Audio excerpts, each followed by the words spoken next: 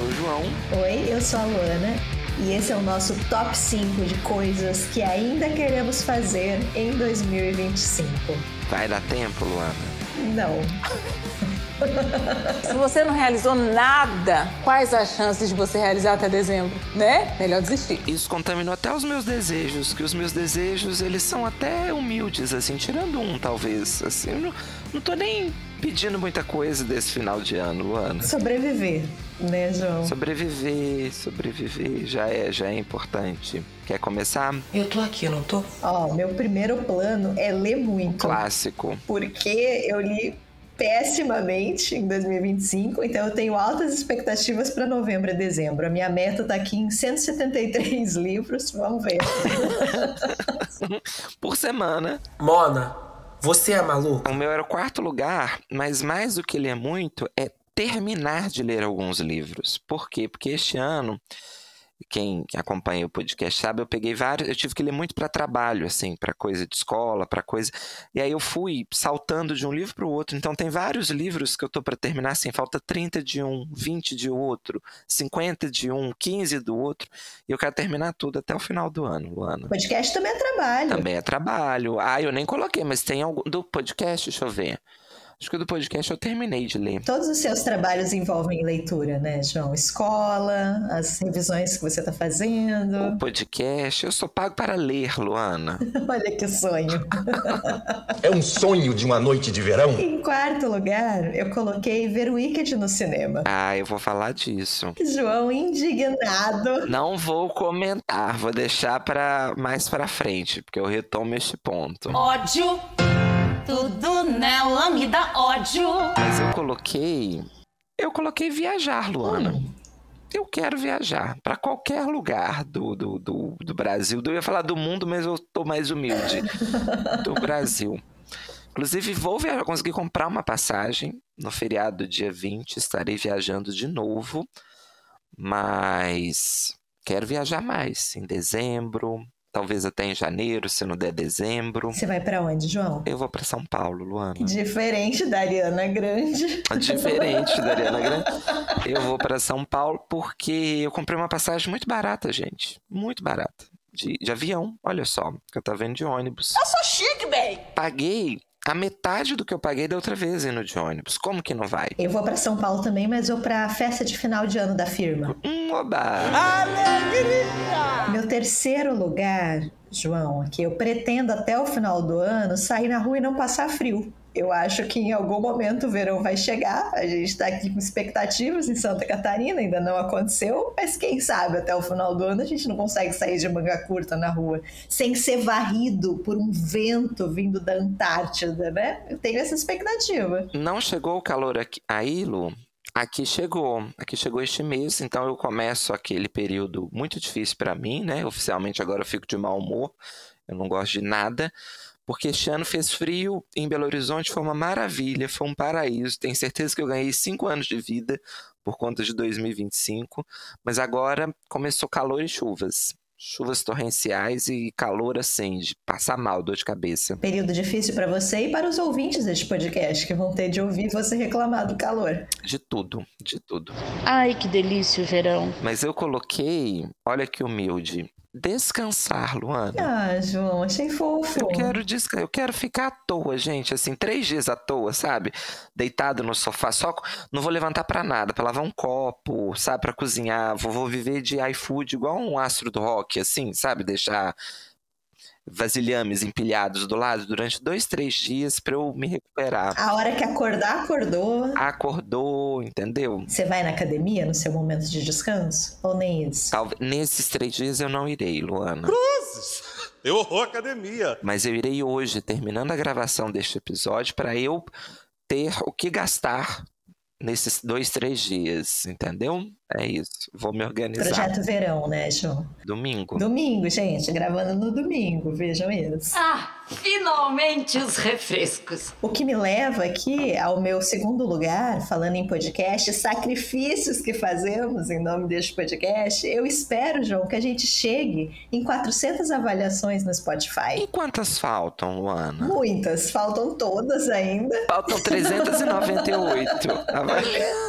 Tem a minha avaliação e a do João. Então, por favor, nos ajudem. Isso ranqueia o podcast, João. Então, se por acaso vocês escutam pelo Spotify, vão lá dar umas estrelinhas pra gente. Ajuda aqui. Vou pedir, então, o serviço completo. Vou cavalgar aqui em companhia ao sonho de Luana. Mas segue a gente no Spotify, quem não segue. Segue a gente no YouTube também e no Instagram, pra gente encerrar o ano com números grandes, Luana. O seu pedido não é razoável. Não podemos fazer nada para te ajudar. Temos bons números. Eu e Luana estamos felizes aí. A gente vai fazer um episódio especial de fim de ano. A gente comenta alguns desses aspectos. Vamos. Mas tem gente que escuta a gente e não segue, Luana. Que absurdo, né, João? Mas a gente vai fazer um episódio especial com retrospectiva do podcast. A gente até fez ano passado, mas no Instagram, né, João? Esse ano a gente vai tentar fazer aqui um episódio especial para contar para vocês, porque eu acho importante vocês saberem os nossos números, como que a gente está se saindo, porque afinal de contas é por conta dos ouvintes que o podcast cresce, né? Então, uma grande prestação de contas aqui, João, aguardem. Pode escutar, quando eu prometo, eu cumpro. Eu coloquei, Luana, olha que sonho virginiano. Arrumar a casa. Ah, eu coloquei também. É meu primeiro lugar. É seu primeiro lugar. Oh. Ah. Por isso que eu coloquei antes de descansar. Porque aí depois que eu descansar, eu vou arrumar a casa. Minha casa está... Ela não está caótica, mas eu sou virginiano, né? Teve quem acompanha o podcast aí...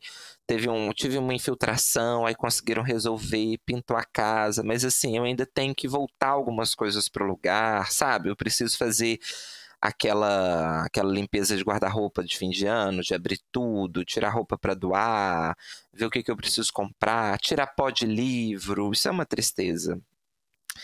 E aí, assim, muito provavelmente não conseguirei fazer tudo, mas se eu fizer pelo menos alguma coisa, já tá de bom tamanho. E o que você quer organizar na sua casa, Luana, no seu primeiro lugar? Eu tenho o ritual da arrumação de final de ano. Digam aí vocês ouvintes se vocês também têm. Eu gosto assim de mudar móveis, de jogar coisas fora. Para doar também, jogar um tanto de papel que a gente acumula fora. Eu tenho, já comentei isso em outros episódios, que eu tenho essa ilusão do fim de ano. Eu sempre tenho a impressão que ano que vem vai ser muito diferente, vai ser incrível, tá realmente acabando, graças a Deus tá acabando. Então arrumar a casa pra mim faz parte da ritualística, João. Eu acho que você tem razão, Luana, que é importante começar o ano com o astral, com a energia limpa, entendeu? Fazer algo assim. Tem funcionado? Não. Mas eu mantenho a ritualística, vai que... E se o pouco que a gente tiver por conta desses rituais, Luana, você já imaginou? Você acha que seria muito pior? Ruim com eles, pior sem eles, já imaginou? Você quer que o mundo desabe sobre a minha cabeça? Eu vou manter. Mas o meu primeiro lugar, Luana, esse foi o seu primeiro, né? Arrumar Sim. a casa. O meu primeiro lugar é a minha mais... grandiosa empreitada, eu quero destruir a carreira da Ariana Grande. Voltamos a ela. É este o meu desejo mais verdadeiro neste fim de ano. É tudo que eu desejo de bom. Que gay rancorosa. Não perdoo. Gente, para quem não acompanha, sei que assim deve ser algo de muito interesse da maioria dos nossos ouvintes, mas vou contextualizar rapidamente. A Ariana Grande enganou os brasileiros, falou que viria aqui no lançamento do filme que Luana quer ver, inclusive, de Wicked 2. E no dia, o que ela fez, Luana? Ela falou, não vou. Ela não vem mais. Não vou. Deu uma desculpa esfarrapadíssima. Não tinha voo. Falou que o avião dela teve um problema, que aí não tinha voo, não tinha um lugar pra Ariana Grande, gente, nenhuma companhia pra vir pro Brasil. Pra essa terra exótica, esse destino tão desconhecido. Exótica, tão pequena, com um único aeroporto, não tinha como fretar jatinho, não tinha... Ela ainda deu uma... Falou que ela até tentou, eu esqueci agora, assim, foram tantas idas e vindas na história, mas ela falou que ela até tentou, só que veja você, ela precisava, ela não sabia disso, que tinha que avisar com 48 horas para o governo brasileiro. Tem uma lei assim, que eu não imaginava que era um país tão organizado, eu achei que era uma bagunça, assim, que eu podia mandar um avião entrar no território aéreo deles e eles iam ficar felizes. Aí precisa de autorização, você acredita, Luana? Aí, realmente, assim, desse jeito, eu falei, aí não vai ter como. O Brasil não tá colaborando. Mas, assim, eu achei que foi de muito pouco caso tudo, gente. O nível da desculpa é desse tamanho, sabe? Assim, qualquer Google que você der, você pega ela na desculpa. E teve um histórico, né, Luana? Vou fazer um resumo aqui, mas ela tava, primeiro ponto, ela tava respondendo perguntas numa live antes, você soube disso? Não soube, João, não fui tão a fundo nessa história. Eu fui, porque o meu rancor, gente, eu vou acabar com a vida dela e dos familiares dela agora. Sabe, você já viu esse meme de uma mulher no hotel? Eu amo. Que ela falou assim, gente, cheguei pra tomar café, a moça falou que já passou do horário, agora eu vou ter que destruir a vida dela e dos familiares dela. Os descendentes que me aguardem. Abriu despedaçado aqui, se tornou. Abriu despedaçado. Mas ela estava numa live, entendi que assim, se arrumando para um show, para uma coisa, abriu ali no Instagram a live e o maquiador dela estava. E aí ela estava respondendo perguntas. E aí perguntaram para ela assim, quando que você vem fazer show no Brasil? Aí o maquiador respondeu, Luana, veja a audácia desta mulher. O maquiador falou assim, o problema do Brasil é que ele fica na América do Sul, né? Parece que fica. E aí ela fez uma cara de, não diga isso. Mas aí você percebe o entorno, né? Assim, o que as pessoas que estão do lado pensam, né? E aí, o que eu fiquei sabendo também? Corre em boca de Matilde, supostamente, tá? Vamos aqui. Que ia ter uma semana de eventos de Wicked, na verdade. Não ia ser um dia só. E aí, porque a Ariana não ia vir. Estava nos planos de que ela não ia vir. Ia vir a Cynthia Erivo e o boy lá, o gostosão, que eu esqueci o nome dele agora. O príncipe. O príncipe. Ele não chama príncipe, mas tudo bem. Mas a Ariana falou, não, eu quero ir, tô doida pra ir. Aí que eles tiveram que mudar toda a agenda de eventos, concentrar num dia só, para que a Ariana Grande pudesse vir. E aí ela fala, não vou mais. Ou seja, ela anulou uma semana de eventos que ia ter para ela vir e não veio, Luana. E sabe onde ela está agora? Em Paris, porque ela foi um dia antes para a Premiere de Paris. Mudou o cabelo, o visual. É isso, gente. Chega de dar... Já falamos bem da Ariana Grande neste podcast e agora é um momento novo, é um momento de ruptura. Esta casa não serve mais a Ariana Grande. Porque há um ano atrás, neste mesmo podcast, a gente estava doido aqui, as doidas da Ariana, né? Meu Deus, o timing cômico, ela é maravilhosa, que grande atriz, a voz. Agora... Ela é uma grande atriz, mas ela nos enganou. É isso. Mentirosa! Eu fiquei tão sentido num evento que eu nem iria, vejam vocês. Ela cancelou a presença no evento, aí você vai falar assim, mas você ia no evento, João? Não, mas isso não vem ao caso. Eu estou ofendido como brasileiro deste pouco caso. Representando toda uma nação. Mas acho realmente que a gente tem que parar de bater palma pra gente que não gosta do Brasil, gente que não vem no Brasil. E eu agora só falo de Mariah Carey, que vem todo ano, maravilhosa, vem, come tu, grava até programa de Fantástico, maravilhosa, entendeu? A Ariana Grande vai me obrigar, Luana, olha o nível do rancor que eu cheguei, a falar bem da Taylor Swift. Porque apesar de tudo, a Taylor Swift vem no Brasil. E Beyoncé me aguarde. Beyoncé tá aqui, ó, na lista. Tá em recuperação. Vamos ver o que ela vai fazer ano que vem. Abafa. Mas é isso. A Ariana Grande está cancelada. João vai pra São Paulo. Vou conseguir voo. Olha só. Pra mim tem voo. Pra Ariana Grande não tem, realmente. E a Cynthia veio de Latam, né? Veio de avião comercial, vejam vocês. Não fretou, já tirou foto lá com os comissários. Diva acessível. Sabe de que eles me chamam? De Queen. Eu acho que nem precisava vir de voo comercial, sabe? Eu acho que falta... Mas até isso dá pra gente entender como que é. É porque, assim, é tudo feito de uma forma como se não fosse prioridade, né? Aí qualquer coisinha dá problema. Porque, tipo assim, coitado, obrigar a Cynthia também a pegar voo comercial, né? Não tem um jatinho fretado. Então fica parecendo que, tipo assim, se der, a gente vai.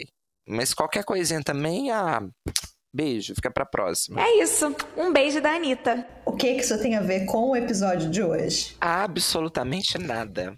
Mas assim, um nada num nível que eu acho que poucas vezes a gente vai fazer uma curva tão grande aqui. A gente não teve nenhuma ideia pro top 5, gente. Na verdade, a gente teve, mas a gente ia repetir um top 5. Porque a gente já fez um episódio de literatura asiática. Então a gente fez lá um top 5 de coisas que gostávamos na Ásia, que nos chamavam a atenção, e aí a gente não teve nenhuma ideia diferente disso. Eu acho que deveria estar no nosso top 5 de metas para o final do ano, sermos mais criativos, talvez. A criatividade está indo embora. Sim. A gente precisa descansar, a gente precisa que o ano acabe logo, pelo amor de Deus, acaba. Mas estamos aqui honrando o compromisso com este podcast. E é o nosso episódio...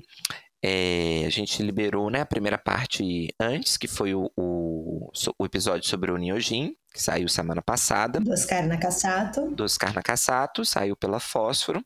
E aí hoje a gente vai indicar mais 3 livros que façam essa ponte, esse diálogo entre Brasil e Ásia, né? Tanto no sentido de autores que são descendentes de asiáticos, igual foi o Oscar, que a gente comentou, ou que o livro tenha alguma relação de enredo com brasileiros e asiáticos de alguma forma, né? No caso do Nihonjin, as duas coisas, né? O Oscar é descendente, mas também o livro fala sobre a imigração japonesa no Brasil. Então tinha esse tema também, né? Livraço, gente. A gente comentou no último episódio, mas foi uma das minhas melhores leituras, eu acho, em 2025 até agora, viu? Baita história, mas hoje estamos aqui então com mais 3 livros. Pra lá de Bagdá, nós vamos... Acho bom você parar. Histórias pra te deixar pra lá de Marrakech. E aí, semana que vem ainda tem o nosso livro em comum também neste tema. Muita literatura aqui brasileira e asiática, hein? E eu, à primeira vista, pensei que não tinha muitas opções. Tem várias opções, Luana. A gente realmente é um país que recebeu muitos migrantes, né? Então a gente tem muitos autores que têm histórias familiares interessantes aqui. Parece que na Ásia tem muita passagem pro Brasil. Parece que sim. Diferentemente dos Estados Unidos, as companhias aéreas investem bastante. É isso. Você começa então, Lu. Tá bom. Vou falar para vocês de um livro que eu adoro. É sempre bom a gente falar dos livros que a gente mais gosta, que é o A Chave de Casa, da Tatiana Salem Levi. Esse aqui eu tenho o livro físico. Olha, que disruptivo. Ele saiu em 2007 pela Record e no ano seguinte, em 2008, ele venceu o Prêmio São Paulo de Literatura, de autor estreante. Então, um livro premiado, romance de estreia aqui, da Tatiana Salem Levi. E é uma história de família. Nós estamos bastante nessa temática das histórias de família. Aqui a gente tem uma personagem principal, a narradora, que é brasileira, e ela decide viajar para a terra dos seus ancestrais, que é a Turquia. Então a gente acompanha ela nessa viagem. E os capítulos aqui, eles são alternados. Então a gente vai tendo acesso à história do avô, à história da mãe e também à história dela própria, da personagem principal. E a história dessa família é uma história de fugas, de migrações, de deslocamentos. Tudo começa muitos séculos atrás, quando essa família foge de Portugal, porque eles são judeus e está acontecendo naquele momento a Inquisição católica. Então eles migram para a Turquia e aí várias gerações depois, o avô da protagonista decide migrar para o Brasil em busca de melhores condições de vida. Ele vai se estabelecer como comerciante na cidade do Rio de Janeiro. A mãe da personagem principal vai lutar contra a ditadura militar brasileira, vai ser sequestrada, presa, torturada e exilada. E é por isso que a narradora ela vai nascer em Portugal. Ela nasce durante o exílio dos pais. Quando ela tem mais ou menos 9 meses de idade, a família volta para o Brasil, porque aí é promulgada a lei de anistia. Então ela cresce no Rio de Janeiro, mas ela nasce mesmo em Portugal.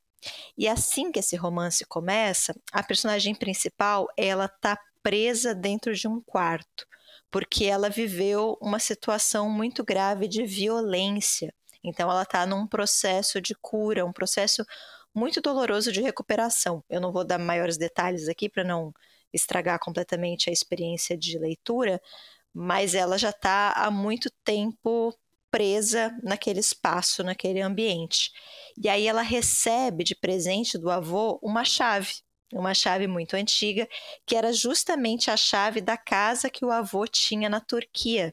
Isso era até um costume bem comum entre as famílias que migravam, eles levarem essa chave, depois passarem essa chave como uma herança, né, um objeto ali familiar.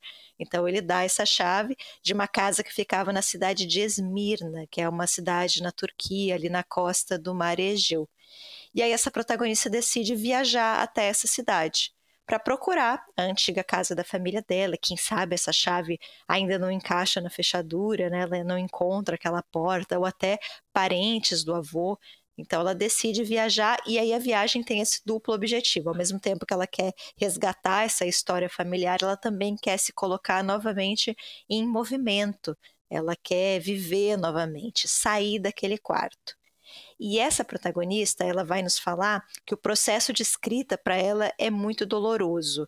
Ela fala que a escrita dela sangra, se não sangrar, não é a sua literatura.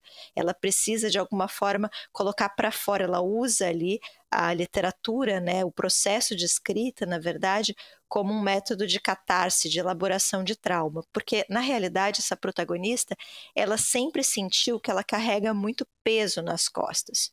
E que esse peso não é só dela. Na verdade, esse peso é uma herança familiar. Ela é fruto de uma história que é muito dolorosa. Então, por exemplo, ela vai nos contar sobre o nascimento dela. Ela nasce no exílio, numa manhã cinzenta, fria, de inverno. É um parto muito difícil. E por conta desse nascimento tão complicado, tão tumultuoso, ela vai ser uma mulher muito áspera, muito bruta, muito árida. E aí o interessante, e é por isso que eu adoro esse livro, por isso que eu trouxe ele para cá, o interessante é que a mãe vai oferecer outro relato. A mãe vai ler isso e vai falar, não, manhã cinzenta, fria de inverno, imagina, não foi nada disso que aconteceu. Na verdade, você foi uma bebê muito desejada, a gente estava muito feliz. Sim, a gente estava no exílio, a gente estava elaborando os nossos próprios traumas, mas ao mesmo tempo era o primeiro momento de tranquilidade que a gente tinha em muitos anos. Então a gente estava bem, a gente estava com muita ânsia de vida. Os seus avós, né, os meus pais, vieram do Brasil para Portugal para ver você recém-nascida. Então foi um momento de muito encantamento, de muita alegria. Por que que você sempre escolhe a perspectiva da dor?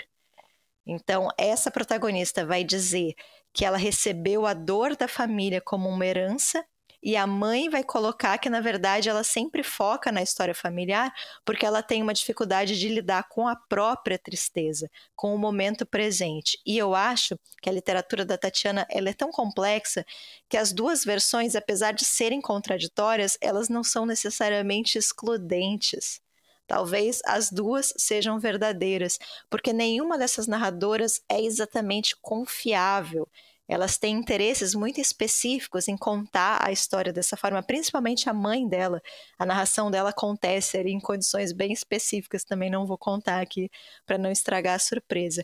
Mas talvez as duas coisas sejam verdadeiras. Talvez ela tenha mesmo essa herança familiar muito triste, muito pesada, mas ao mesmo tempo uma incapacidade de lidar com o próprio momento presente. Mas o certo é, toda família possui segredos, possui silêncios, e isso é muito perigoso, porque o que não é esclarecido dá muito espaço para a imaginação, para que essa personagem imagine qualquer coisa. Então, o tempo todo ela vai se sentir muito presa também nessa história familiar.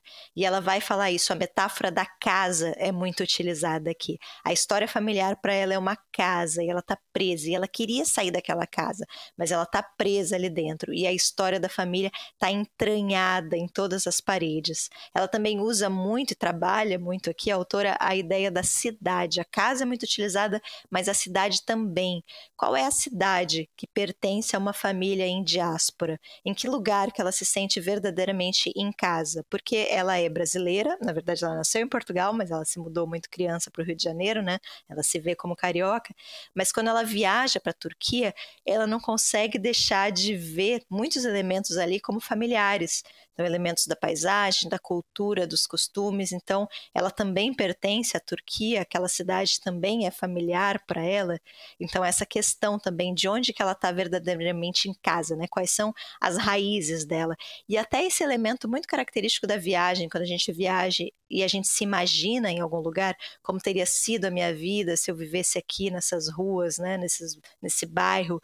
Isso também aparece muito aqui no texto, né? Se não existisse a migração, os exílios, todos os deslocamentos, talvez ela tivesse crescido na Turquia.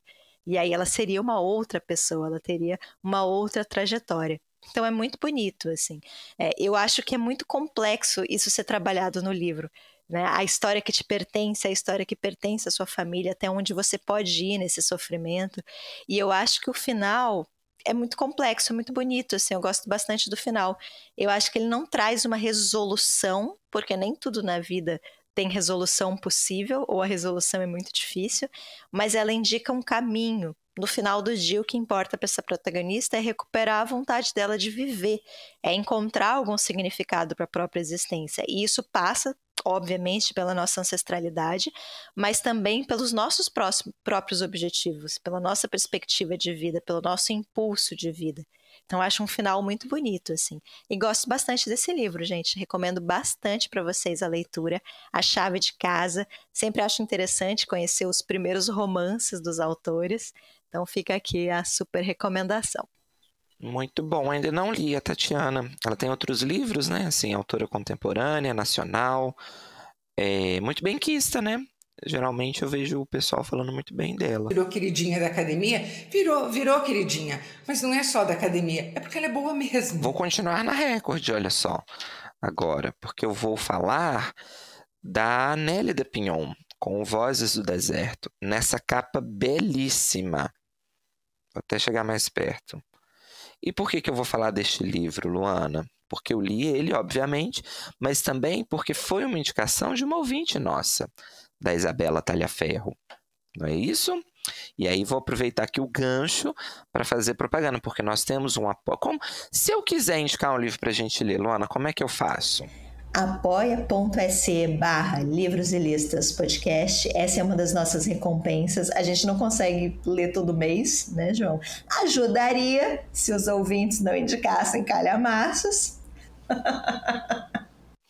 400 páginas, gente, vamos falar disso. Todo mundo que está nessa faixa de recompensa participa de um sorteio. Quem é sorteado pode recomendar um livro aqui para ser resenhado no podcast. E o nosso plano, já vou dar a palavra para o João, mas quero só me defender aqui porque eu não li esse livro, mas eu pretendia ler, eu tinha sonhos, eu tinha planos. E por que eu não li, João? Porque não tem e-book. Eu achei meio golpe. Eu achei meio... Ai, não consegui voo. Que pena. Atenção, pickpocket! Não tinha e-book, gente. Imagina se eu vou ler um livro de 400 páginas na mão. Não vou, né? É contra a minha religião. Não li, gente, peço desculpas. Tal qual os babilônicos faziam, né, Luana? Mas é um livro que não é tão antigo e é da Record, eu não consigo entender. Não, 2004. Publicado no Brasil em 2004 pela Nélida Pinhon. Tem até com a capa nova, porque não era essa capa, era um outro projeto gráfico, os livros da Nélida. Então, assim, estranho não tem e-book, né? Porque é uma nova edição, com capa nova. Mas a Nélida passou aí por um processo de redescoberta, acho, recentemente, né?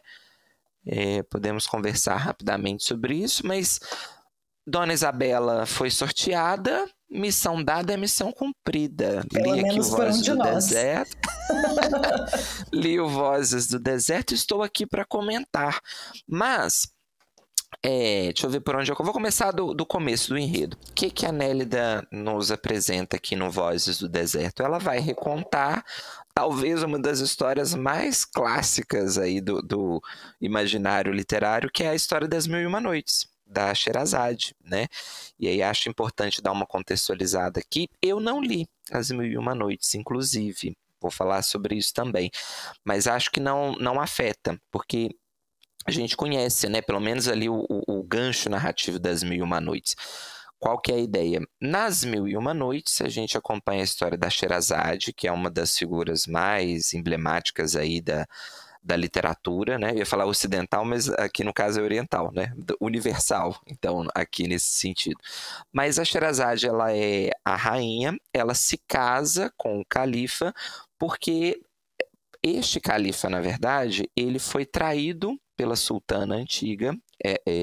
ele pega a sultana tendo um caso com um escravo, ele mata o escravo e a esposa, e aí então ele adota uma postura de, para se vingar das mulheres, ele se casa sempre com uma moça virgem, jovem, tem a relação sexual com ela e mata ela no dia seguinte. É assim que a gente começa a história das Mil e Uma Noites.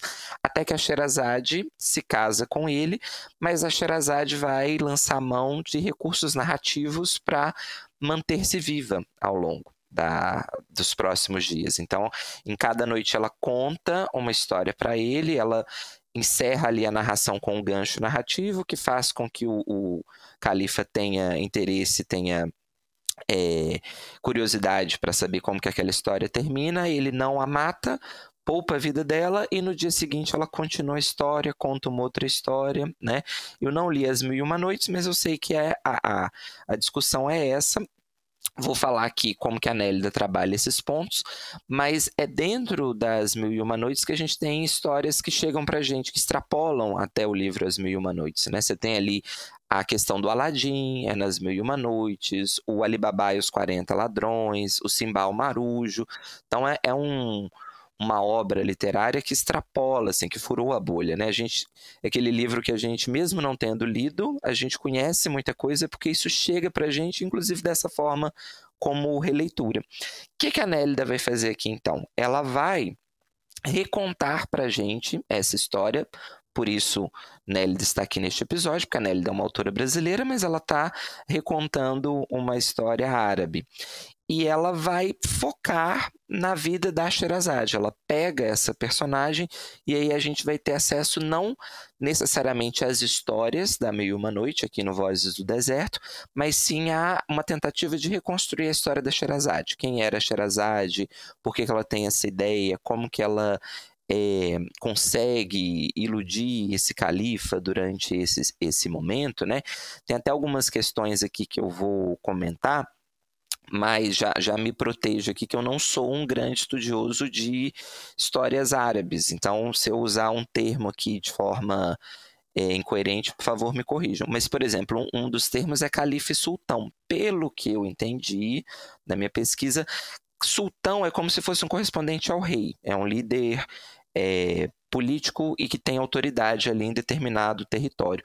E o califa, ele além dele ter esse poder político e essa autoridade, ele também tem a questão religiosa. Ele é considerado um descendente de Maomé. Então, em teoria, o califa tem mais poder do que o sultão, porque o califa ele ainda tem a autoridade religiosa, né? E entendi que é como se o califa fosse o rei dos reis. Dentro de um califado você pode ter vários sultões e o califa é o imperador, digamos assim, né? O comandante geral. A Sherazade vai se casar com o califa, então com o homem mais poderoso dentro daquele território. E a Sherazade, ela se propõe a esse casamento, ela se sacrifica, né? Não sei como que é nas Mil e Uma Noites, mas aqui no Voz do Deserto, a Sherazade, ela é filha do vizir, que é um cargo importante dentro da hierarquia árabe aqui. É como se fosse... Estou fazendo vários paralelos com a cultura ocidental, mas acho que é só para ficar mais fácil de entender. O vizir seria uma espécie de primeiro-ministro, ele é alguém que tem uma função ali de aconselhar, né, o califa, e a Sherazade é filha dele, e ela se sacrifica. E a própria Sherazade aqui no Voz do Deserto, ela se prontifica a esse casamento já com esse plano. Ela já tem um plano traçado e o intuito dela é poupar a vida de outras mulheres. Então ela faz esse casamento, ela se coloca à disposição para casar, porque ela vai tentar ganhar tempo contando essas histórias e impedir então que o califa mate outras mulheres, né? É assim que a gente começa o Vozes do Deserto. Aí a Nélida vai depois, eu vou suspender um pouquinho aqui o enredo para comentar aspectos de forma de estrutura, mas a Nélida, ela adiciona camadas nessa história. É uma narrativa que começa com essa cena do casamento, da primeira noite, da narrativa, e depois ela fica nos capítulos voltando no passado da Sherazade, para te explicar melhor como que ela tomou essa decisão, quem era a Sherazade, como que foi a infância da Sherazade, como que foi a relação dela com o pai quando ela explana para ele esse intuito dela, e o pai obviamente é contra, porque o pai sabe que se ela casar com o califa ela vai ser sacrificada no dia seguinte, então o pai não quer que ela faça isso, mas a gente vai tendo aqui uma ideia de mosaico, né, de construção bem por partes dessa narrativa. Mas antes de voltar aqui para o enredo, queria comentar da Nélida, porque a Nélida é uma autora, eu tenho essa sensação de que é ame ou deixa. Quando você olha aí as resenhas, não é um episódio de livro em comum, senão a gente podia colocar as resenhas, mas Nélida tem muitos detratores, Luana, nos leitores, assim. Tem muita gente que detesta a escrita da Nélida Pinhon. E aí vou colocar aqui o fato, depois eu conto a minha impressão a respeito deste fato. É o terceiro livro da Nélida que eu leio, terceiro ou quarto, mas é o meu primeiro romance. Eu tinha lido só contos e antologias de contos da Nélida. A gente até comentou um dos contos aqui, eu já tinha indicado, que é o Jardim das Oliveiras, que é um conto que vai falar sobre ditadura, maravilhoso. Continuo indicando. Mas o que acontece na Nélida? Ela tem um estilo de linguagem, de escrita, muito empolado. Mas assim, muito, sabe? Então ela gosta disso. Ela é um estilo rebuscado, as frases são longas, ela usa um vocabulário muito requintado. Isso dá até um mal-estar em algumas obras da Nélida que eu já li, porque gera até meio que um anacronismo, assim, parece que você está lendo um autor de outro período, assim, um autor mais velho, sabe? Não parece uma literatura contemporânea. E é algo dela, porque as obras todas que eu li dela têm essa escrita, né? Então, assim, é estilo do autor. Tem gente que odeia, tem gente que vai achar isso, assim, a morte. O que eu acho? Luana há de me perguntar o que eu acho e eu já vou responder. Eu acho que às vezes funciona e às vezes não. Mas no caso do Vozes do Deserto, para mim, funcionou maravilhosamente bem pela história que ela está contando aqui. Porque como ela está contando, ela está recontando, né? Ela está dando a versão dela de uma história que é muito, muito antiga e que se passa num outro universo, numa outra civilização. A gente está falando aqui de provavelmente século IX, né? Que As Mil e Uma Noites é a data geralmente que se tem ali como ponto de consenso, que é um livro do século IX. A gente não tem exatamente a publicação, entre aspas, né, que seria do século IX, mas obviamente a Sherazade está contando histórias mais antigas ainda, porque ela trabalha com folclore. No livro da Nélida, me parece que o século aqui não fica tão claro, mas pelos indícios que ela dá, por exemplo, ela fala que a Sherazade casou com o califa do califado da Abássida, que aí você tem essa data, mais ou menos, né, uma expectativa de século, e os abássidas, eles, no período áureo, eles dominam todo o Oriente Médio e o norte da África. O livro aqui vai ser alocado, né, a história da Sherazade em Bagdá. Ela está em Bagdá, então isso é marcado. Então a gente consegue ali reconstruir, mas a gente está falando aí de um livro que tem, cuja história se passa há mais de 1000 anos, tanto aqui no Voz do Deserto quanto no As Mil e Uma Noites, né? Então, como você tem essas duas distâncias muito grandes, a gente está falando de uma história árabe, né? E que se passa em centenas de anos antes, esse estranhamento com a linguagem funcionou muito bem para mim, porque eu acho que até faz parte, sabe? Assim, eu quero ter este estranhamento. Se eu estou lendo uma história muito antiga, se eu estou lendo uma história de um país, né, ou de um reino aqui que é muito distante do meu, eu gosto desse estranhamento da linguagem. Eu acho que casa muito bem, que ajuda a compor essa atmosfera de que você está lendo uma história que se passou há anos atrás, com uma outra cultura, até os termos, né? Assim, quando ela vai descrevendo, aí ela usa muitas palavras do português, mas que às vezes a gente tem que procurar no dicionário o que é para dar nome para os objetos, para os tecidos, para os alimentos. Então, acho que isso ajuda a compor quase essa magia aqui da obra, desse outro universo. Mas entendo que em outros livros, quando você está lendo, por exemplo, uma história da Nélida que se passa no Brasil contemporâneo, aí essa linguagem vai dar um choque ali que eu não sei se funciona tão bem. Mas no Vozes do Deserto, para mim, funcionou muito bem. Tá? Então, neste ponto, quando você vê aí o povo falando mal da linguagem da Nélida, saiba que sim, é uma linguagem propositalmente feita para ser muito rebuscada, com muita reviravolta, né? Acho que eu até separei um trechinho aqui para ler, para dar de exemplo dessa construção, né? Eu acho até difícil de explicar, assim, é o conjunto que faz essa sensação. Deixa eu só localizar aqui. Os aposentos oferecem a Sherazade a única geografia a seu alcance. Melhor que ninguém, ela entende os interstícios daquela greia imperial erigida à sombra do profeta, de como eles consolidaram sua irresistível atração pelo trono através dos diversos soberanos. E enquanto o dia escoa e cumpre tensa os detalhes do cotidiano, ali representados por Dinazarda e Jasmine, ela evoca a sagacidade do califa, o percurso das ponderações monossilábicas de um homem que não conhece outra expressão da vida senão a que lhe vem intermediada pelo poder.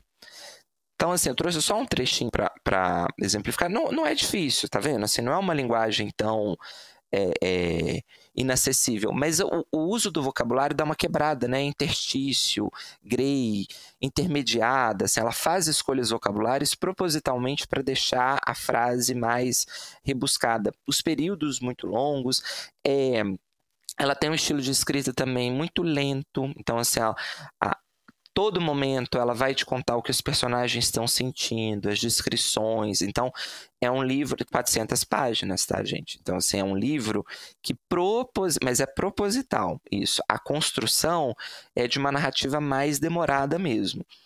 E aí, o meu problema com o livro foi mais nesse aspecto até do que da linguagem. No ponto de vista da linguagem, para mim funcionou. Mas a lentidão da narrativa tem hora que eu falei, meu Deus, será que chegaremos lá? 400 páginas ainda? Mas também tem proposta, também funciona, eu acho, aqui, porque pelo menos a minha sensação é que a Nélida quis contar justamente, ela não está preocupada com o enredo, com o fato. Ela quer fazer, inclusive no Voz do Deserto, uma homenagem para a própria literatura, para a contação de histórias, porque a Sherazade acho que um dos grandes símbolos aqui da própria literatura, dessa magia, do encanto de você contar e criar outras histórias, do poder que isso tem, né? Como que isso encanta as outras pessoas. Então a gente acompanha esse dia a dia da Sherazade aqui, de toda noite ela angustiada, como que ela elenca as histórias que ela vai contar, como que ela cria essas histórias, como que ela desenvolve isso, mas na expectativa sempre de que tem que ser uma história bem contada, de que ela tem que conseguir prender a atenção do califa até o dia seguinte, que ela não pode falhar. Então isso vira também uma espécie de prisão para ela, né, nessa narrativa. Agora, a narrativa da Nélida vai se prender justamente a esses momentos. A tensão, a expectativa, a narração em si não é um livro, a Nélida poderia ter feito isso, a gente já leu livros assim, né, que vão recontar outras histórias, e aí no meio você teria a história do Alibaba, a história do Aladim, a história do Simba. Ela não faz isso, ela menciona essas figuras, mas o foco dela é o que a Sherazade está sentindo quando ela conta, quais são os sentimentos que a Sherazade está tendo que ali administrar nessa narrativa, a expectativa, né? Mas também um aspecto prático da história que é muito interessante, de como que a Sherazade se alimenta de vida para poder contar isso. Então ela vai ter aqui o apoio, por exemplo, uma personagem importante é a irmã da Sherazade, que é a Dinazarda, que topa, né, esse plano junto com a Sherazade. Ela tem um papel ali é muito interessante de direcionar a narrativa. Elas têm uns combinados assim, a Sherazade está contando, a Dinazarda também participa, ela escuta as histórias e ela vai mandando sinais para a Sherazade, com o olhar do tipo, você está se alongando demais, agiliza, ele não está gostando. Então ela funciona como um leitor ali ideal, digamos assim, mas ensaiado para dar esses sinais para a Sherazade, de como, se ela tem que correr, se ela está criando uma história que está se perdendo, né? E elas também vão ter apoio de uma escrava, que é a Jasmine. E a Jasmine vai ter um papel interessante porque a Jasmine vai funcionar como, inclusive, uma alimentadora dessas histórias, pela origem que a Jasmine tem, porque a Sherazade está presa, né? Ao final das contas, ela consegue manter ali mais um dia, mas ela está restrita ao ambiente palaciano. E aí é pela Jasmine que ela vai ter contato com as histórias populares. A Jasmine conta alguma coisa para ela, ela pega isso e usa no enredo. Então é um livro muito interessante como homenagem para a literatura, desse poder que a literatura tem de unir o tradicional com o popular, como que as histórias, o livro vai falar muito isso, né? Como que o sultão, ele gosta de perceber na Sherazade como que uma rainha, uma princesa, Sherazade é nova, ela tem 19, 20 anos no livro, como que ela já tem domínio de aspectos que só pessoas mais velhas teriam, como que ela, quando ela está narrando, ela parece ter muito conhecimento de mundo. Então é um livro que funciona muito como essa homenagem para a própria literatura, né? Tem umas passagens bonitas, por exemplo, que a Jasmine, que é uma escrava, ela se sente emocionada quando a Sherazade está contando, e aí durante a narrativa ali, ela esbarra em algum ponto que a Jasmine vai lembrar da história dela antes dela chegar no palácio, de como que foi a infância dela. Então, assim, para leitores é um livro muito bonito, porque você percebe que a Nélida está trabalhando com esses pontos que a gente que gosta de ler vai entender, né, como que a literatura consegue te projetar para outros universos, mas ao mesmo tempo tem toda uma construção de identidade, de memória, como que num relato você reconhece elementos da sua vida, tem essa questão de você se sentir representado num livro, e aquele livro, mesmo que a história seja completamente diferente, aquilo dialoga com você de alguma forma, você consegue sentir as mesmas emoções que os personagens estão sentindo. Então acho um livro enquanto alegoria para a literatura, enquanto homenagem para a literatura, muito bonito. Mas temos aqui 400 páginas. Ele vai exigir um leitor aqui muito dedicado. E acho que a brincadeira é essa mesma, né? Como se fosse As Mil e Uma Noites. Você não pode recontar As Mil e Uma Noites no livro de 100 páginas. Ele exige volume, ele exige, né, essa dedicação do leitor. Acho que no meio pode ficar um pouquinho arrastado, se você é um tipo de leitor que gosta mais de enredo e de narrativas mais agitadas, acho que é um livro que você vai ter problema. Para mim funcionou, eu gostei muito, gosto muito. A Nélida é uma autora que, comentei no início da minha fala, né? Ela era muito... Não sei qual termo usar, mas assim, eu acho ela pouco lida, ainda mas recentemente ela passou por um processo aí de resgate, e a gente tem ouvido falar mais da Nélida, e acho isso interessante, né? Mas entendo que tem aqui algumas especificidades da escrita da Nélida que podem gerar incômodo para alguns leitores. E o que eu acho interessante também é que no Voz do Deserto, a Nélida está bem dentro de um movimento contemporâneo, que a gente até comentou em outros livros, mas é de resgatar essas figuras femininas, ou históricas ou literárias, né, que são emblemáticas aqui da nossa construção de mundo, e justamente fazer uma atualização dela. Então aqui eu não vou comentar o final, mas ela dá uma mudada no final das Mil e Uma Noites, ela faz uma Sherazade mais empoderada, digamos assim. A gente vai acompanhando aqui uma construção de uma personagem que usa o que ela pode usar dentro daquele ambiente, dentro daquela cultura, para ganhar outras camadas, né? Assim, ela não se sujeita ao califa, ela consegue inclusive dobrar o califa, ela consegue inclusive iludir o califa. A narradora vai brincar, vai falar que ele está sendo traído outra vez, né? Porque ele foi traído pela esposa, agora ele vai ser traído pela Sherazade no sentido de que ela está envolvendo ele, seduzindo ele dentro dessas histórias, né? Tem a rede de apoio que ela constrói, a Dinazarda, que é a irmã, é a escrava que vai auxiliar ela na contação dessas histórias. Então, assim, ela faz esse recorte de uma passagem muito bonita.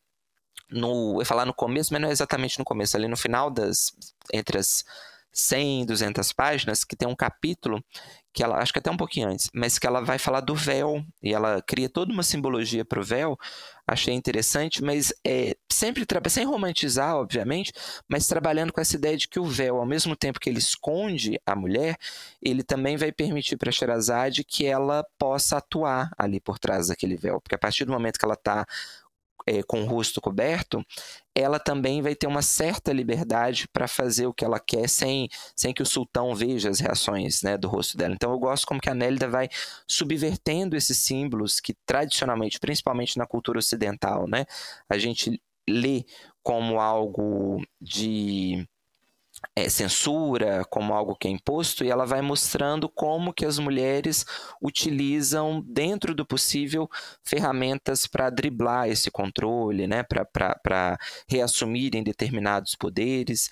É um livro bem interessante, gostei bastante. A Nélida é uma autora brasileira, né? Ela não tem origem árabe, ela tem origem, quer dizer, ela tem descendência galega, né? A Nélida é da Península Ibérica, e a Península Ibérica tem uma presença muito forte dos árabes por conta da invasão árabe. Então, talvez se procurar ali na família, a gente acha, mas trouxe o livro da Nélida mais porque a gente tem uma autora brasileira recontando uma das histórias, acho, mais clássicas da literatura mundial. E muito curioso, né? Porque a gente pode... Não vou me alongar muito, mas acho interessante como que as Mil e Uma Noites furaram a bolha, porque a gente no Brasil, né, no Ocidente, a gente não tem tanta referência árabe assim na literatura, né? Pelo menos posso estar aqui sendo superficial, mas chega pouco para a gente ainda dessas histórias. O que chega para a gente, na verdade, é via releitura muitas vezes, ou via essa influência, que às vezes você está lendo uma história, tem várias histórias clássicas no Ocidente que a gente nem sabe, mas quando a gente procura, elas têm muita influência do mundo árabe, né? Mas As Mil e Uma Noites, ela conseguiu furar essa bolha, né? E a gente tem essa narrativa muito, muito clara na nossa memória, a Sherazade, né? Que a Sherazade é a Penélope árabe, né? Que no nosso caso seria a Penélope, a grande contadora de histórias, a mulher que cria um estratagema com a própria linguagem para ganhar tempo também, né? E a Sherazade, eu acho que é até mais explícita a relação com a literatura, porque ela está contando de fato a história, né? Então, um livro muito bonito para os amantes de literatura, se você tiver tempo, porque a Nélida não está aqui para facilitar nossa vida. Ela vai exigir aqui um leitor que tenha tempo, foco, dedicação, mas eu achei muito bonito, assim. E gosto como que a Nélida constrói essa atmosfera quase alegórica mesmo, sabe? Você está lendo a história da Sherazade, mas você entende que tem outras coisas, outras camadas de sentido ali sendo discutidas. Então, acho que ela preserva essa ideia, uma homenagem muito bonita para a cultura árabe que a Nélida faz aqui, né? E, para finalizar, queria dizer isso, né? Porque também a gente tem essa coisa do Ocidente como oposição ao Oriente. Então, geralmente, quando você tem um autor do Ocidente fazendo essa discussão, quase sempre vai pelo viés da crítica, de como as mulheres são diminuídas no Oriente, como se no Ocidente fosse, né, o matriarcado. E aqui a Nélida faz essa homenagem, ela esbarra nesses aspectos, mas é mais no sentido também de valorizar a grande cultura árabe, sabe? De fazer aqui uma homenagem por um outro lado, sem cair aqui nesse senso comum de colocar o Ocidente como o melhor do que o Oriente. Ela vai para um outro caminho que eu achei bem interessante, sabe? Dessa homenagem da cultura milenar, né? Desses saberes orientais que a gente ainda tem muita dificuldade em valorizar e em reconhecer. Então aí fica a sugestão do Vozes do Deserto, da Nélida, que é um livro de 2004, né, tem aí 21 aninhos, ganhou o Prêmio Jabuti, foi premiado no ano, né? E para a gente conhecer a dona Nélida Pinhon.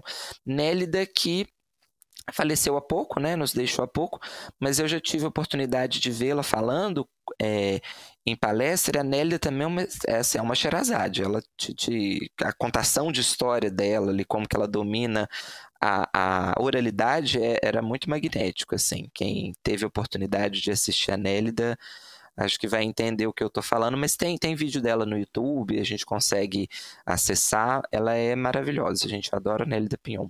Eu ainda não li a Nélida e achei que essa ia ser minha vez, mas aí não tinha voo. Aí você teve que ler um livro europeu, né, Luana? Aí realmente foi impossível ir para São Paulo. Mas fica a sugestão, gente. Eu nem vou entrar no mérito, para não estender muito aqui, porque a Nélida também foi cancelada por posições políticas, por posições...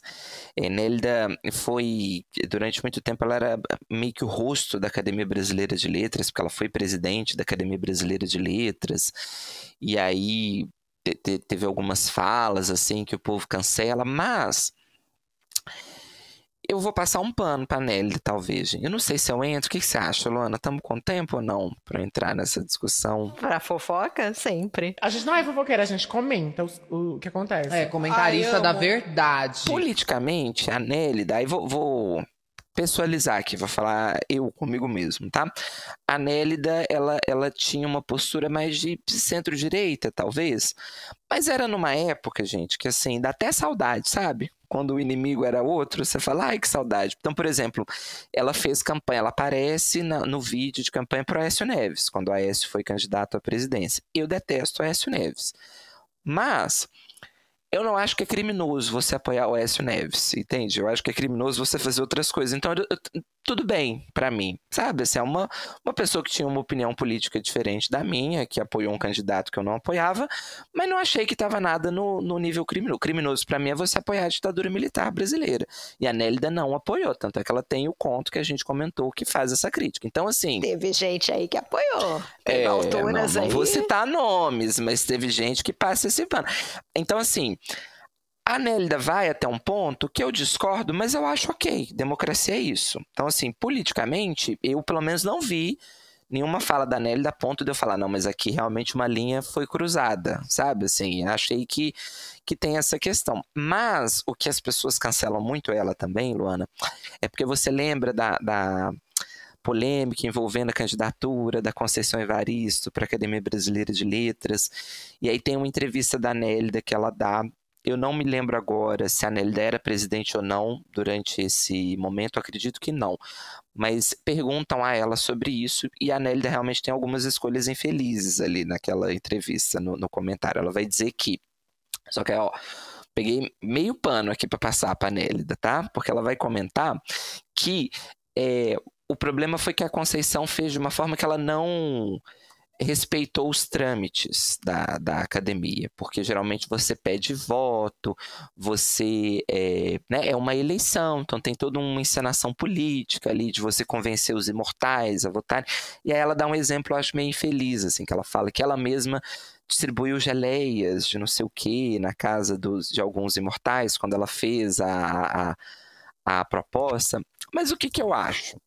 Eu acho que o final é muito ruim, essa coisa da geleia. Eu sou até meio elitista, assim, meio classicista, uma coisa meio... Mas não entendi, era só dar geleias que ela teria entrado. Aí eu acho meio indefensável.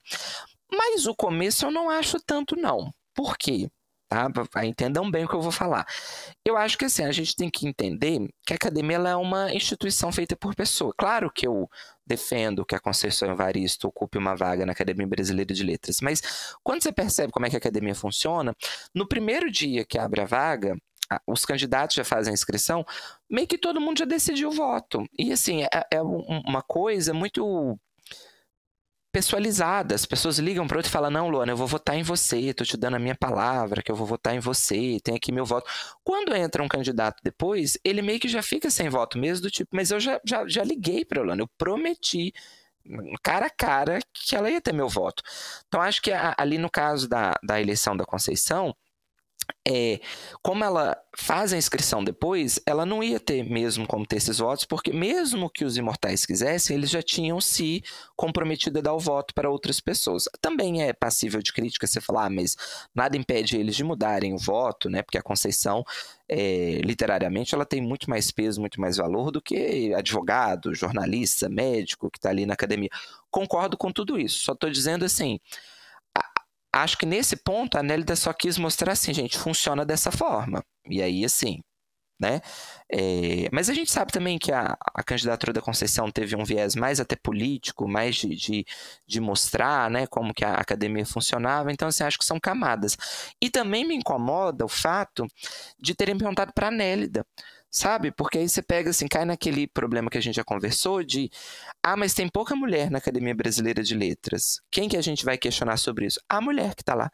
Por que não se pergunta para os homens da Academia Brasileira? Por que é a Nélida que tem que justificar por que a academia não coloca mulheres lá, sabe? Por que não pergunta para os outros 36, 37 homens que estão lá? Na época da Nélida, acho que eram 4 mulheres só na Academia Brasileira de Letras. Hoje já aumentou, hoje são 6. Tá uma fartura de mulheres, de Sherazades ali.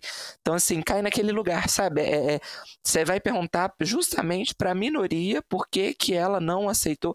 Então, fica assim, a culpa é das mulheres também, que não votaram nas mulheres. Aí eu acho que tem outras camadas ali que a Nélida, que eu consigo passar um pano para a Nélida, sabe? Eu não acho que o problema foi a Nélida nessa eleição, né? Mas, enfim, era isso. Só para contar aqui os meus panos, porque eu acho que as pessoas vão cancelar a Nélida. Eu lembro desse cancelamento. Ela ficou meio... eu queria que fazer esse papel de advogado do diabo e de ponderar algumas coisas, sabe? Acho que tem ponto, sim, de crítica, mas não acho que é, assim, uma autora canceladíssima, não. Tem gente muito pior, gente. Muito pior. E a gente batendo palma. Então, acho que, assim... cai naquele, para finalizar agora finalmente, mas cai nesse processo, né, que é bem típico de Brasil, de como é fácil cancelar a minoria no Brasil, né? Assim, o homem pode fazer muita coisa, a mulher fala, mas aí não dá para passar pano para ela. Então, acho que tem camadas aqui nessas discussões para a gente levar em consideração. Mas fica aí a sugestão de Vozes do Deserto, da Nélida Pinhon, saiu pela Editora Record, nessa nova capa belíssima. Vou falar de novo, porque capa é um negócio que ultimamente, né, gente, quando a gente vê uma capa bonita assim, tem que elogiar. E já que falamos da BL, estamos vindo aqui de poucos dias após a posse da Ana Maria Gonçalves. Rainha. E aí, Conceição foi, inclusive. A gente está gravando no dia 9, a posse foi no dia 7, se eu não me engano, foi sexta, né?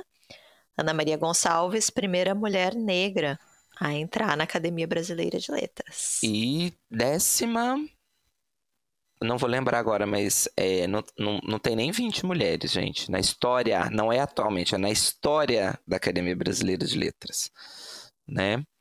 Então, assim, muitas camadas aí. Que absurdo!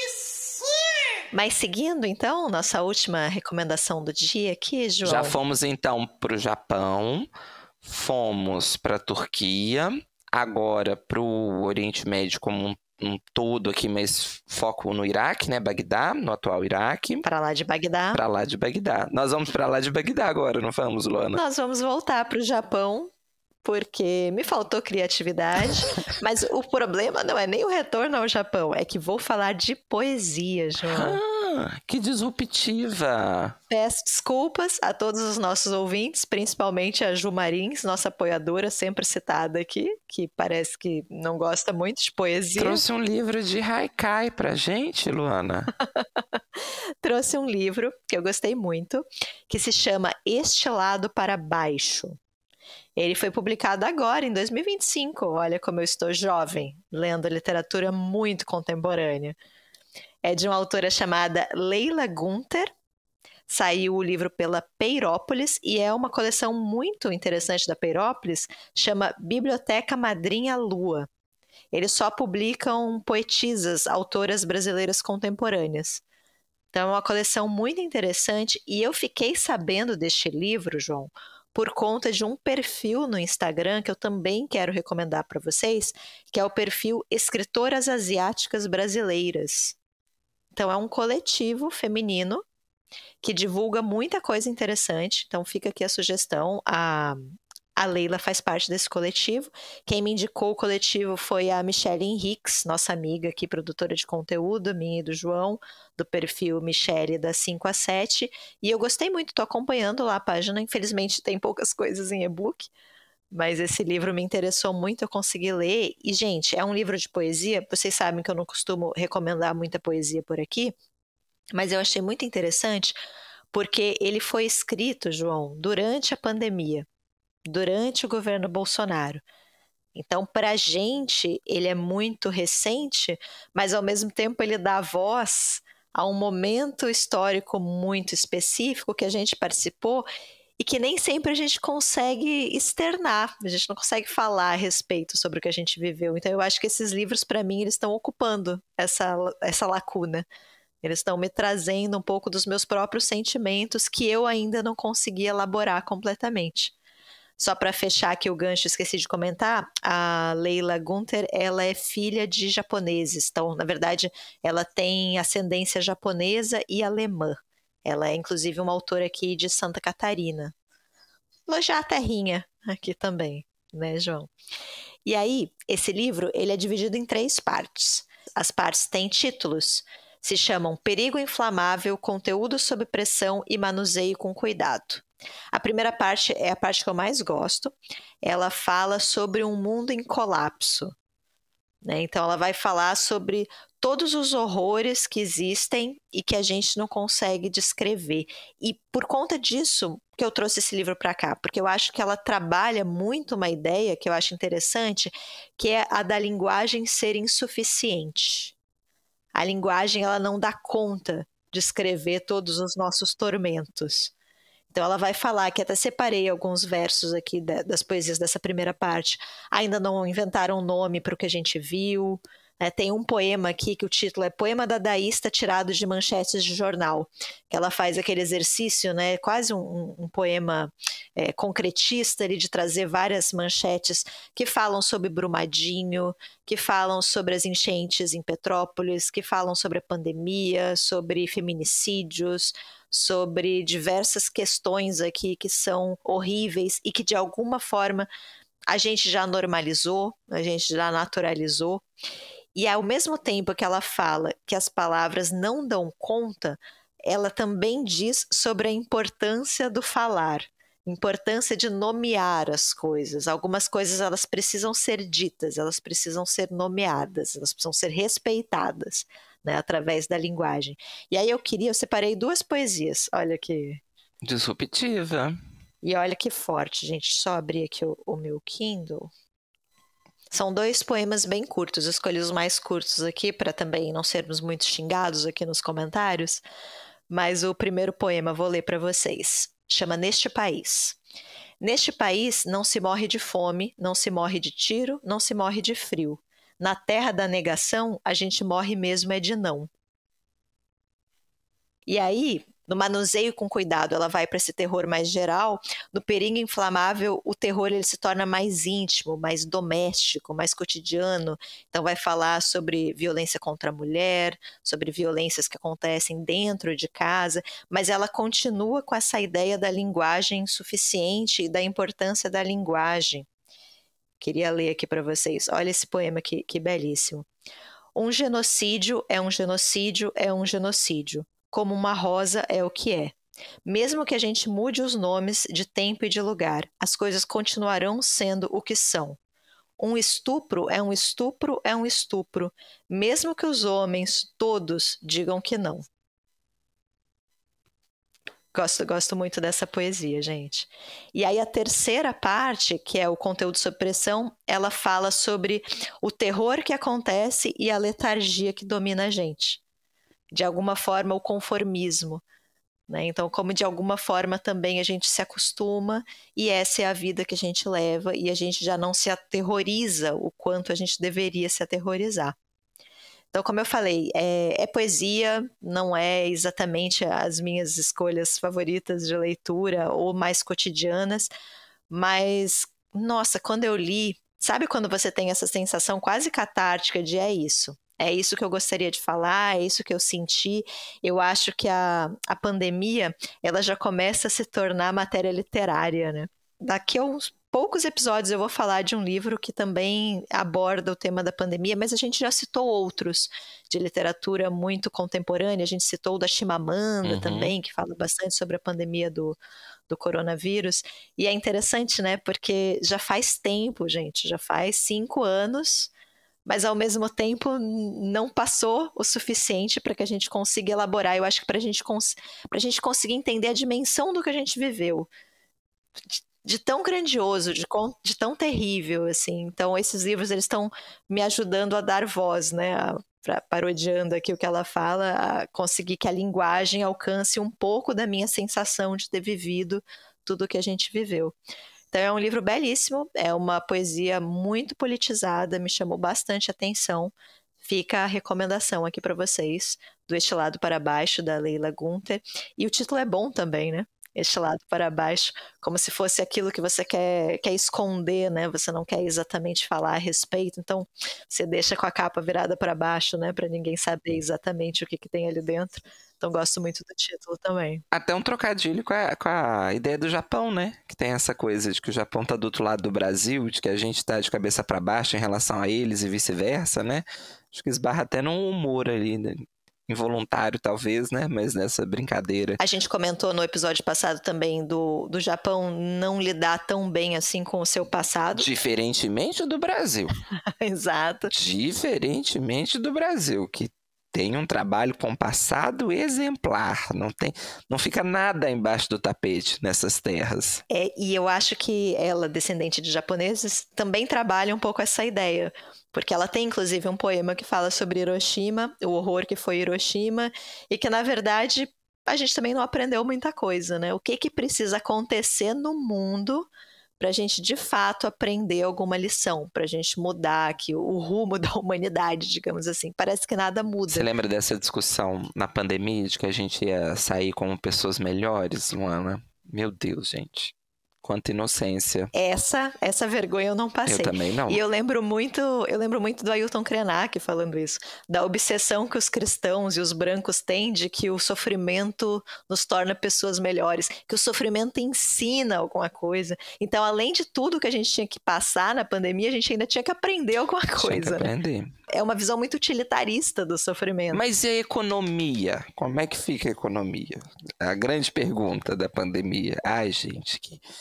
Não nos tornamos pessoas melhores, o mundo não mudou. O novo normal não foi tão novo assim, né, João? E sequer fomos pessoas melhores durante a pandemia, né? Porque não poderia ser assim, a gente passou por um momento ali de elevação e a gente caiu agora de novo. Não existiu isso, assim. Ai, que tristeza, né, Luana? Sim. E, gente, esse trabalho da linguagem que eu acho muito bonito, assim. Como dar conta? Como você descrever, como você narrar, como você falar sobre determinados assuntos. Parece que as palavras não são suficientes, né? Mas, ao mesmo tempo, a gente não pode cair nesse lugar comum de, então, também nem vou escrever. Então, nem vou falar, porque senão dá conta mesmo. Então, eu acho que ela trabalha muito essa ambiguidade mesmo da linguagem. Gosto muito desse trabalho da autora aqui. Don't touch, it's art.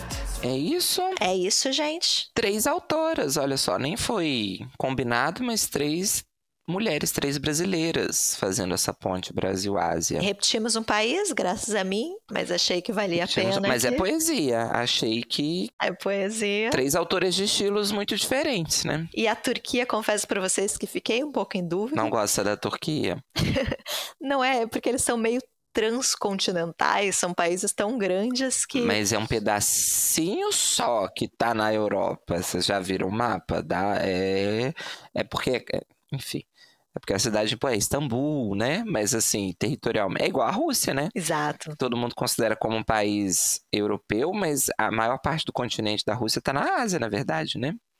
É porque a maior... Mas na Rússia... É bem maior, obviamente, né, o território, se comparado ao da Turquia, mas também a população majoritária da Rússia está na parte europeia, né, e não asiática, acho eu. Eu estava vendo alguns vídeos de um historiador que eu gosto muito, que é o Heitor Loureiro. Eu vou falar dele no próximo episódio, que eu e o João ainda não gravamos aqui, mas ele fala sobre como a gente tem uma tendência a ver a Europa como centro do mundo, mas isso é uma tendência moderna. Isso é algo de 200 anos para cá, porque antigamente o mais importante era a Ásia, era o coração ali da Ásia, né? E aí, nesse sentido, a Europa é uma península da Ásia, né? É um pequeno pedaço ali do cantinho da Ásia. Tem essa discussão na geografia, né? Porque você não tem ali nenhuma... fronteira. Nenhuma barreira, né? Que justifique você ler como 2 continentes, né? Porque geralmente você usa os oceanos ali para separar o que é um continente do outro, né? Mas no caso da Europa e da Ásia, eu acho que é mais a questão geopolítica do que física, né? Fronteiras arbitrárias. Questões polêmicas. Mas é isso, 3 autoras. Então, escrevam aqui nos comentários se vocês já leram algum livro que faz essa ponte Brasil-Ásia, se vocês têm alguma recomendação. Como citamos no início do episódio, né, João? Temos várias indicações possíveis. Pensamos em outros autores, né, que não entraram. Quer mencionar? Quer fazer aqui uma menção honrosa a eles? De cabeça? Mas eu lembro do Hanoi, da Adriana Lisboa. Eu lembro do Bernardo Carvalho com Mongólia e com O Sol se Põe em São Paulo. O Filho da Mãe também. Ó, Bernardo Carvalho... Bem que pediu uma pastilha. Mas Bernardo Carvalho, bem asiático. 3 Bernardo Carvalho, olha só. Eu ia citar o Bernardo, mas aí eu acabei dando esse livro de poesia e trouxe ele. Mas o Filho da Mãe é bem interessante porque é de São Petersburgo. E São Petersburgo tem exatamente essa história que a gente está narrando aqui, né, dessa natureza meio ambígua, europeia, asiática, né, esse coração meio dividido aqui. Então é um livro bom também para citar, mas ainda citaremos mais para frente. Citaremos, voltaremos. Bernardo sempre lembrado neste podcast. E é isso, comenta se você gostou desse episódio, se você achou um negócio da China, esse nosso conjunto de indicações. Eu tenho uma sugestão para a palavra. Na verdade, é uma frase. Pra lá de Bagdá. Tá bom. Veio grande. Você acha que os ouvintes estão com esse espírito todo? Mas três palavrinhas só. Pra lá de Bagdá. 4, né? Conta pra gente se você ficou pra lá de Bagdá com essas indicações. É isso. E aguardem o próximo episódio. Estou empolgada por ele, gente. Falta um. E a gente já deu um spoiler aqui, porque meio que a gente já contou então que não vai ser Bernardo Carvalho, nem Adriana Lisboa, quem será? Escrevam pra lá de Bagdá, então, nos comentários. Fiquem bem, boa semana aí pra todo mundo. Até mais. Até.